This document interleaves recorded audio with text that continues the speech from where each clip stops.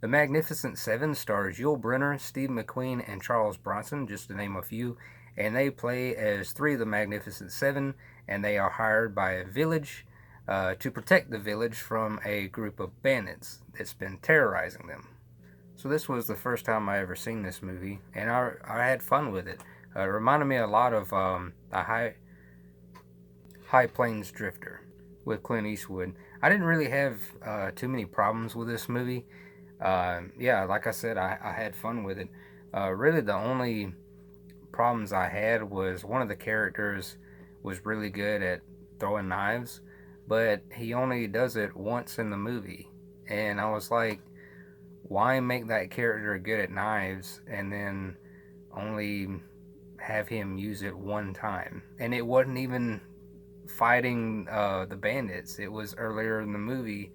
And I was like, well, what was the point of that? And I want to mention the remake too. The problems I had with this movie, the remake, like, did really well with it, and I was glad to see that in the remake. And that's one of those rare cases where the remake actually does or improves things from the original. So I was really happy to see that.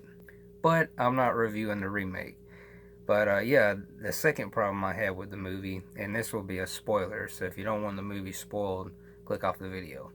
Um, but the Magnificent Seven went went there to protect this village, and they were training the village people to fight back because they're farmers. They've never shot guns before, so they're teaching all of them to shoot guns and defend themselves when the bandits come back. And the bandits were demanding food and money and stuff from the villagers, and they just got tired of it, and that's why they hired the seven to protect them. So this movie did what the High Plains Drifter did. In that movie with Clint Eastwood goes to protect this town. Well, yeah, they hire Clint Eastwood's character to protect the town from these two assholes that were terrorizing them. Clint Eastwood was training everybody, and then when these two assholes showed up, and spoilers for that movie too, when they showed up, the townspeople were scattered. They just got scared. Well, in the Magnificent Seven, that shit happens too, but not exactly like that though. They do fight, but then they give up and they don't want to fight the bandits anymore, and they're willing to just keep giving them food and stuff. And they tell the Magnificent Seven to basically leave. And well, they have a good conscience, and they don't want to just leave them to be terrorized anymore. And they go back and they fight anyway.